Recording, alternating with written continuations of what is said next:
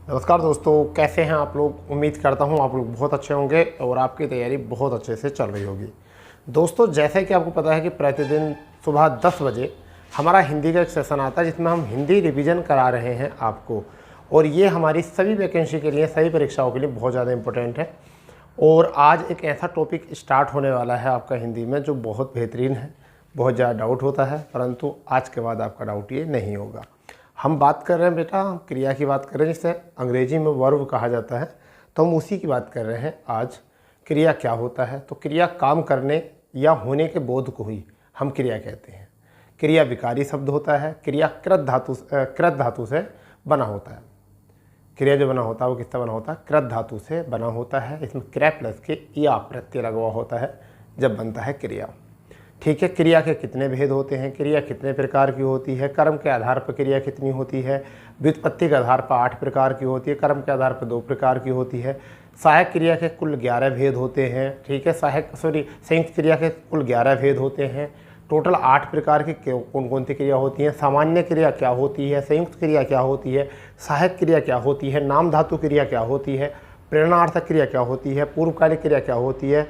और आपकी द्विकर्मक क्रिया क्या होती है? कृदंत क्रिया क्या होती है? अकर्मक क्रिया क्या होती है? सकर्मक क्रिया क्या होती है? ठीक है। पूर्ण अकर्मक क्रिया कौन सी होती है? अपूर्ण अकर्मक क्रिया कौन सी होती है? पूर्ण सकर्मक क्रिया कौन सी होती है? और अपूर्ण सकर्मक क्रिया कौन सी होती है? इन सब पर हम आज बात करने वाले हैं। ठीक है। टोटल हम बात करेंगे। तो इसके लिए जो है हमें सबसे पहले ज़रूरी है, विंडो बंद करियो, सबसे ज़रूरी बात हमें ये है कि हम क्रिया को समझें, क्रिया को रटें नहीं। हम क्रिया को क्या करें? समझें क्रिया क्या होती है। उसके बाद में हम बनाएंगे डायग्राम और उस पर फिर आगे बढ़ेंगे। ठीक है भाई। तो सबसे पहले जो है हम बात लेके चलते हैं अपनी क्रिया पर। ठीक है। किस पर? क्रिया पर।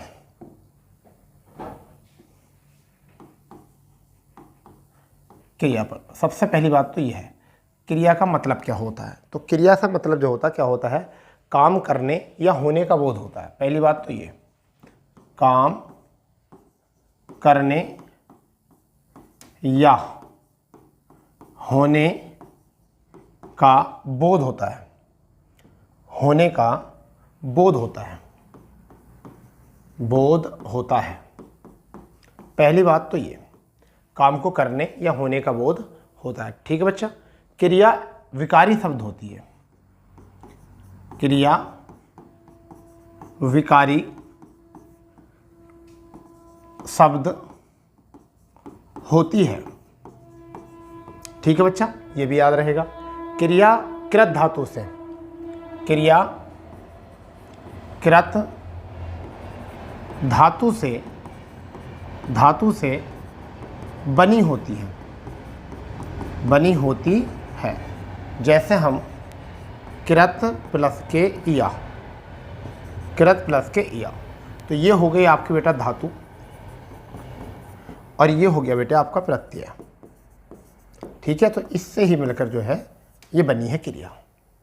ठीक है। इतनी बात आपको यहाँ से याद रखने दी है। ठीक है। क्रिया को का वर्गीकरण, क्रिया का मूल ऐसा लिख सकते हैं। क्रिया का मूल, क्रिया का मूल धातु होती है। क्या होती है? धातु होती है। और धातु जो है, धातु 2 प्रकार की होती है मूलतः। 2 प्रकार की होती है। एक मूल धातु होती है, मूल धातु होती है, और एक यौगिक धातु होती है। यौगिक धातु होती है। अब तुम सोच रहे हो तुमने 3 पढ़ी है, अरे बताएंगे उसको भी। यौगिक धातु होती है। तो 2 प्रकार की ये धातु होती हैं, याद रखना है। ठीक है। क्रिया को 2 प्रकार से वर्गीकृत किया गया है। वर्गीकृत जो किया गया है वो कितने प्रकार से? 2 प्रकार से। एक तो कर्म के आधार पर, कर्म के आधार पर, और दूसरा जो होता है बेटा, दूसरा जो होता है वो होता है आपका व्युत्पत्ति, व्युत्पत्ति, रचना, बनावट के आधार पर। आधार पर ये होती हैं 8 प्रकार की और ये होती हैं 2 प्रकार की। तो ये चीज़ पहले समझ लो। काम करने या होने के बोध को क्रिया कहते हैं। क्रिया विकारी शब्द होती है, कृत धातु से बनी होती है। कृत प्लस के या, क्रिया का मूल धातु होता है। धातु दो प्रकार की होती है, मूल धातु और यौगिक धातु होती है। क्रिया का वर्गीकरण हो चुका है, तो सबसे पहले हम धातु समझ लेंगे, उसके बाद में फिर क्रिया को समझेंगे। ठीक है, चलिए पहले हम धातु समझ लेते हैं, जिससे कि हमें कोई फिर दिक्कत ना आए। ठीक है, धातु दो प्रकार की होती है, आराम से समझिए। एक तो होती है मूल धातु, और एक आपकी होती है यौगिक धातु। यौगिक धातु नोट करके हम यहाँ लिखेंगे, धातु के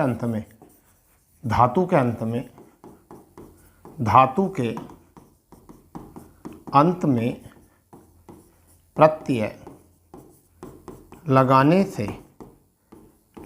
से मूल क्रिया बनती है, ये याद रखेंगे। ठीक है, फॉर एग्जाम्पल जैसे पढ़ प्लस के ना, तो क्या हो गया, पढ़ना। ठीक है, ये समझ लो। ठीक है भाई, ये समझना बहुत ज़रूरी है आपको। अब मूल क्रिया क्या होती है, मूल धातु क्या होती है? मूल धातु वो होती है जैसे खा पी नहा, जैसे खा पी जा सो पढ़ रह उठ देख आदि, ये होती है मूल क्रिया, मूल धातु। अब यौगिक क्या होती हैं, जैसे खा पी, ठीक है, रह सह, समझ गए नहीं, उठ बैठ, चल फिर, क्या होता है, चल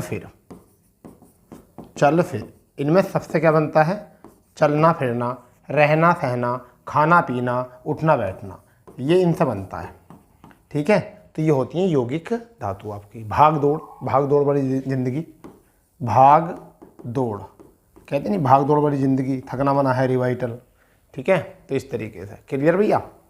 तो ये चीज़ें जो हैं आपको क्लियर तरीके से पता होनी चाहिए, धातु होती हैं। अब हम क्रिया के ही स्ट्रक्चर पर आने वाले हैं। क्रिया का स्ट्रक्चर जो होता है वो क्या होता है, क्रिया क्या होती है? ठीक है भाई, एक होती है कर्म के आधार पर, ठीक। दूसरी जो होती है वो आपकी क्या होती है, व्युत्पत्ति रचना बनावट।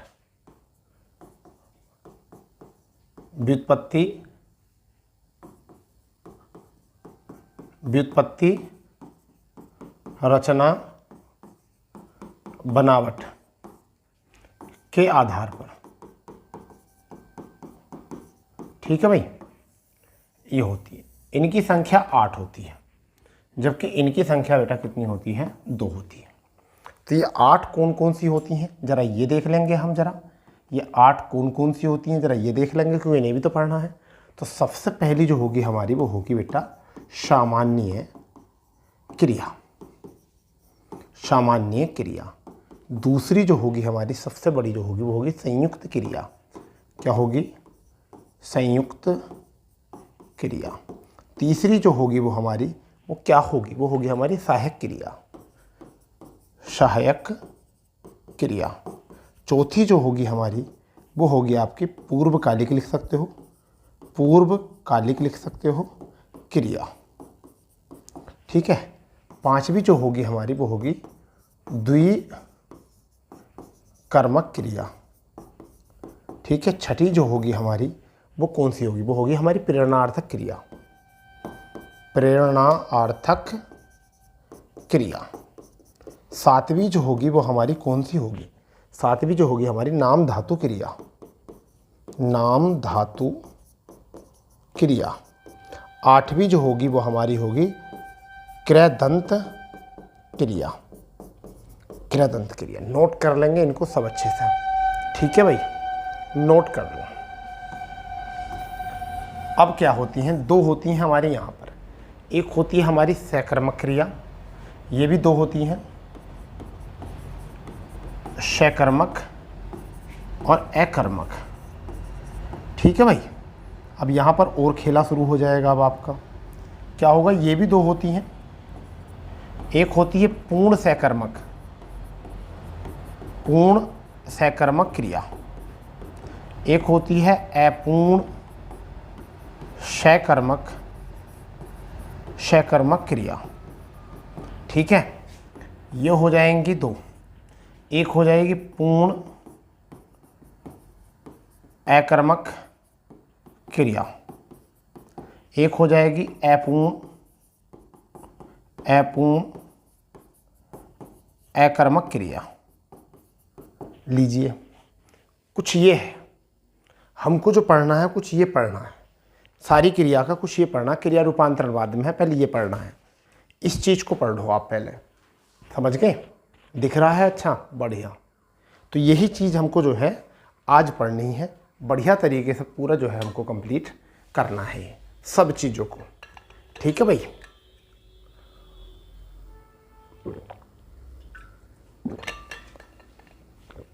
क्रिया के दो पद भी होते हैं, क्रिया के दो पद होते हैं, एक तो होता मुख्य और एक होता सहायक।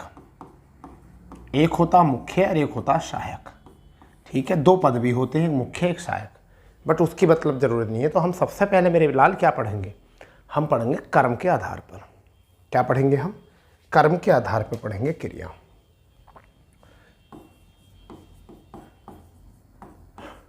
कर्म के आधार पर। ठीक है, दो प्रकार की होती हैं। अब सबसे पहले जो पढ़ेंगे हम इसमें वो पढ़ेंगे अकर्मक। सबसे पहले जो पढ़ेंगे वो क्या पढ़ेंगे? अकर्मक क्रिया, पूर्ण अकर्मक क्रिया पढ़ेंगे। अब इसकी पहचान क्या होती है वो तो पता होनी चाहिए। पूर्ण अकर्मक क्रिया की पहचान क्या होती है? सबसे पहले क्रिया का फल कर्ता पे पड़ता है, समझ गए नहीं? क्रिया का फल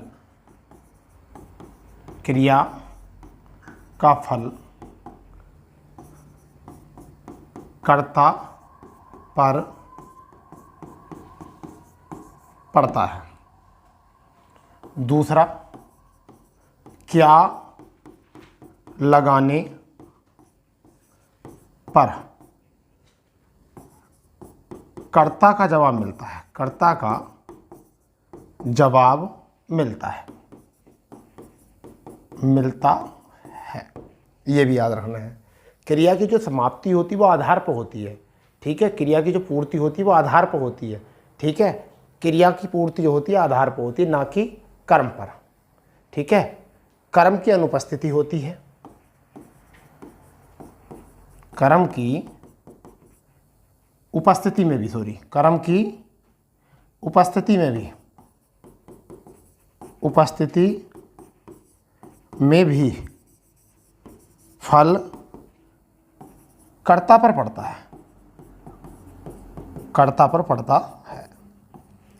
फॉर एग्जाम्पल, मज़ा आ जाएगा एग्जाम्पलों से।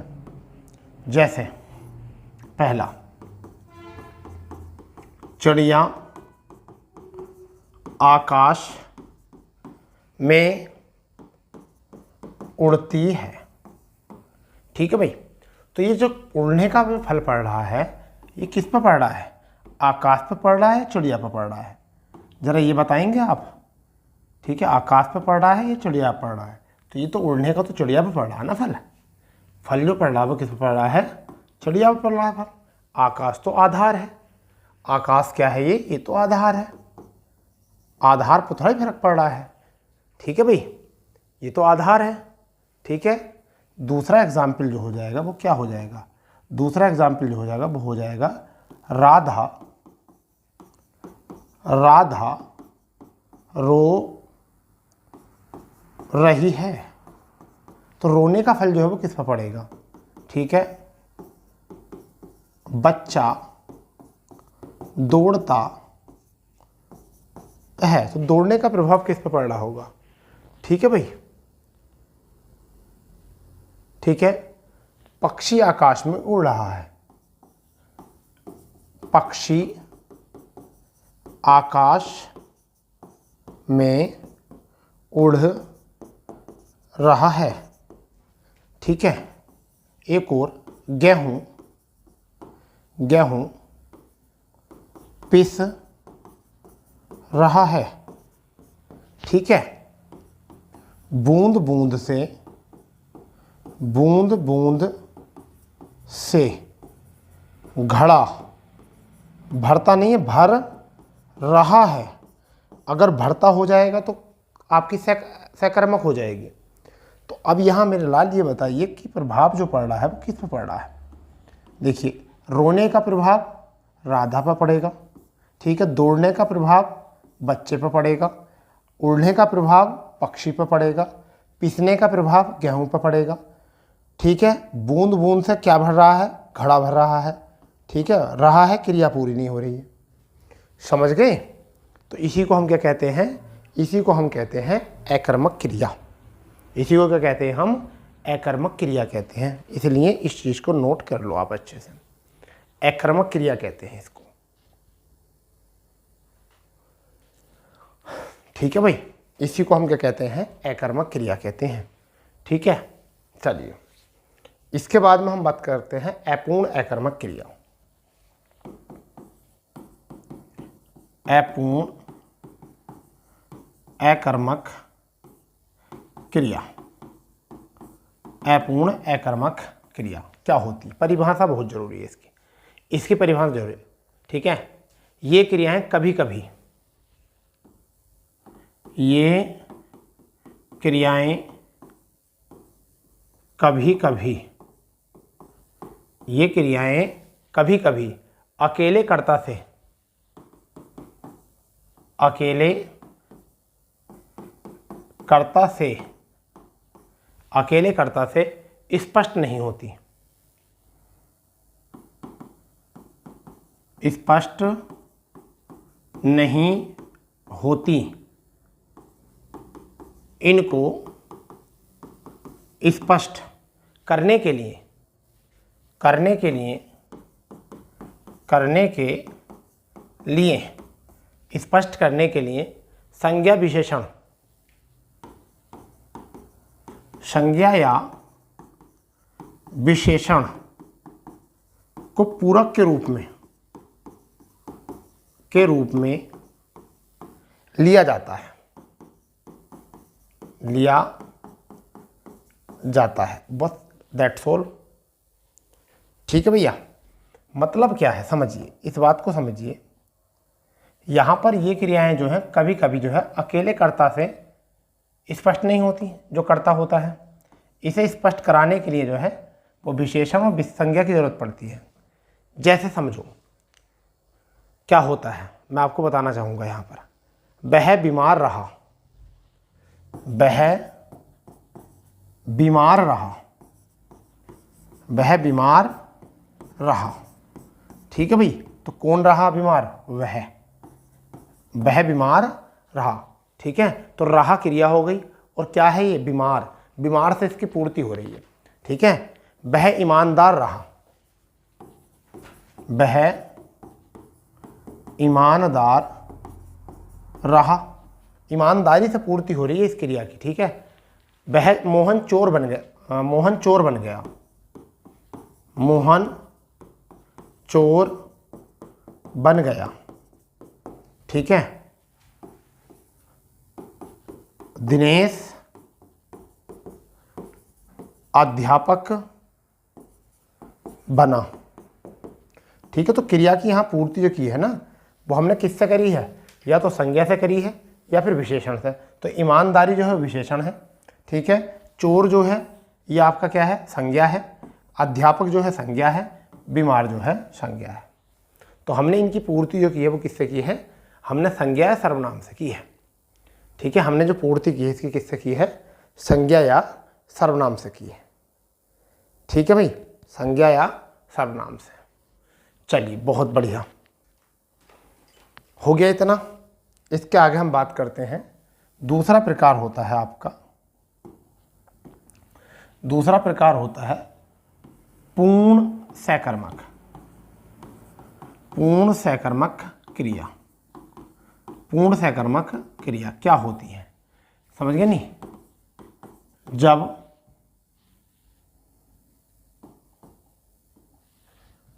जब क्रिया का फल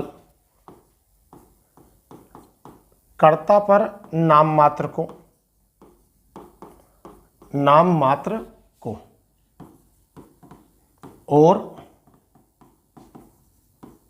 कर्म पर अधिक होता है, अधिक होता है, तब सकर्मक क्रिया होती है।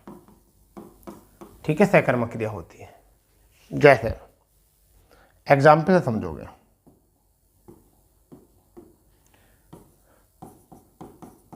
बच्चा फल खाता है। क्या हुआ? फल खत्म। खाने पे ही प्रभाव पड़ा बच्चे के, मगर फल खत्म। ठीक है। अध्यापक बच्चों को पढ़ाता है। यहाँ अध्यापक पर कम असर पड़ा, बच्चों पर ज़्यादा। कहते हैं हाय हमें तो मर गए, छुट्टी कर दो, है नहीं, ऐसा करते हैं। अरे बात समझ में नहीं। यहाँ पर अमित ने रोटी खाई। ठीक है, रोटी खत्म। हाँ भाई, रोटी खत्म हुई तो रोटी पे प्रभाव पड़ गया। ठीक है।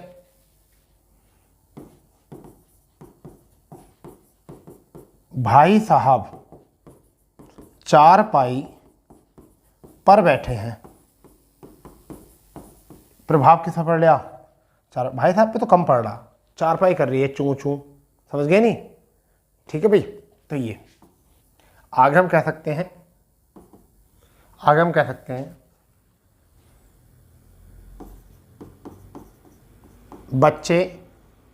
बच्चे बिस्तर पर लेटे हैं। तो किस पर? बिस्तर पर लेटे हैं। ठीक है भाई, किस पर लेटे हैं? बिस्तर पर। आगे, अमित मुकेश को मारता है। अमित मुकेश को मारता है, तो प्रभाव किस पर पड़ा? मुकेश पर। अमित के तो हाथ में कम चोट लगेगी, मुकेश का लठ टूट जाएगा। ठीक है, अरे बात समझे नहीं? रोहन लाठी से सांप मारता है। ठीक है, किससे? लाठी से। कौन मारा? सांप आदि।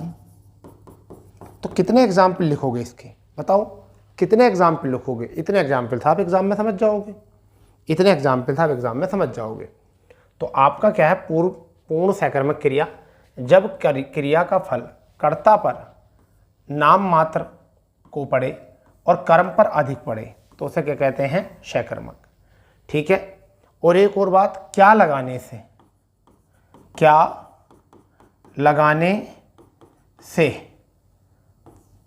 कर्म का जवाब मिले, कर्म का जवाब मिले। जैसे बच्चे क्या खाते हैं? फल। अध्यापक क्या पढ़ाता है? किसे पढ़ाता है? बच्चों को। ठीक है। अमित क्या खाता है? रोटी। भाई साहब किस चीज़ पे बैठे हैं? चारपाई पर। बच्चे कहाँ लेटे हैं? बिस्तर पर। मुकेश किसे मारता है? सॉरी, अमित किसे? मुकेश को। रोहन लाठी से क्या मारता है? सांप। समझ गए नहीं? तो जवाब मिलना चाहिए, जवाब मिलना चाहिए आपका। ठीक है, बहुत बढ़िया। इसके बाद में जो हमारी बात है वो है अपूर्ण। आपकी अपूर्ण, इसमें क्या आ जाएगी? अब आ जाएगी अपूर्ण सकर्मक क्रिया। अपूर्ण सकर्मक क्रिया, ये समझने की चीज़ है। ठीक है, ये समझने की चीज़ है। इसमें क्या होता है समझिए। इसमें क्या होता है? कुछ अकर्मक क्रियाओं का अर्थ, कुछ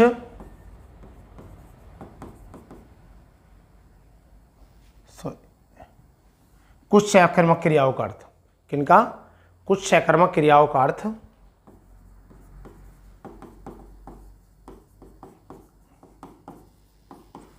कुछ सकर्मक क्रियाओं का अर्थ।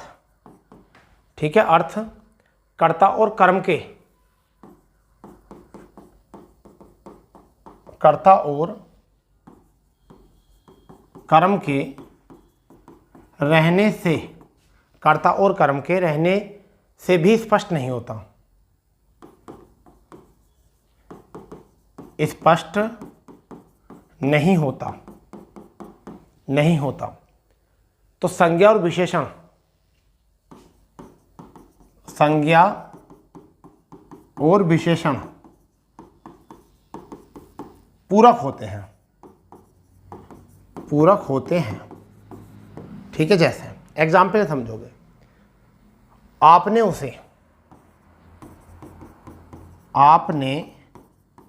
उसे डॉक्टर बनाया, आपने उसे डॉक्टर बनाया।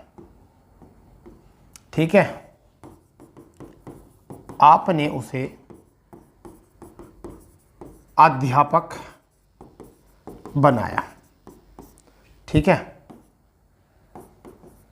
तुम अपने भाई के सहारे यहाँ तक आए हो। ठीक है, तुम अपने भाई के सहारे यहाँ तक आए हो। तुम लाठी के सहारे चलते हो। तो ऐसे वाक्यों में जो होता है, ऐसे वाक्यों में क्या होता है, अपूर्ण सहकर्मक होता है। ऐसे वाक्यों में जो होता है वो क्या होता है, अपूर्ण सहकर्मक होता है। इन चीज़ों को भी समझना बहुत ज़रूरी है, इन चीज़ों को भी समझना जो है बहुत ज़रूरी है। ठीक है भाई, तो अब इतनी बात आपको समझ में आ ही चुकी होगी लगभग कि हमने क्या कहा, कैसे नहीं कहा। अब जो हम बात करेंगे, यानी कि नेक्स्ट जो सेशन रहेगा वो हमारा वो रहेगा व्युत्पत्ति के आधार पर, जिसमें कितनी होती हैं, 8 प्रकार की होती हैं। एक होती है हमारी सामान्य क्रिया, दूसरी होती है हमारी सहायक क्रिया, तीसरी जो होती है वो हमारी होती है संयुक्त क्रिया, चौथी जो होती है वो हमारी होती है नाम धातु क्रिया, पांचवी जो होती है वो हमारी होती है द्विकर्मक क्रिया, छठी जो होती है हमारी होती है पूर्वकालिक क्रिया, सातवीं जो होती है वो आपकी होती है आपकी द्विकर्मक हो गई, पूर्वकालिक क्रिया हो गई। ठीक है, नाम धातु द्विकर्मक आपकी एक हो जाएगी, आपकी सहायक क्रिया, संयुक्त क्रिया, नाम धातु क्रिया, द्विकर्मक क्रिया, प्रेरणार्थक क्रिया, और आठवीं आपकी हो जाएगी क्रियादंत क्रिया। ये पढ़ते हैं। संयुक्त क्रिया जो होती है उसके 11 भेद होते हैं। क्या होते हैं, 11 भेद होते हैं, उन्हें भी पढ़ेंगे। ठीक है, तो ये भी आपको पता होना चाहिए। ठीक है भाई, तो आज के सेशन को यहीं रोकते हैं। अब हम जो है कल आपको इसी सेशन में आगे बढ़ेंगे और इन भी कराएंगे। ठीक है, थोड़ा थोड़ा करके पढ़ते रहो, बहुत है। अगर सेशन आपको पसंद आए तो सेशन को शेयर कर देंगे, चैनल पर नए हैं तो चैनल को सब्सक्राइब कर देंगे, बेल आइकन ऑन कर देंगे। ठीक है बच्चा, तो मिलते हैं अपनी नई क्लास में। जब तक के लिए जय हिंद, जय भारत, वंदे मातरम।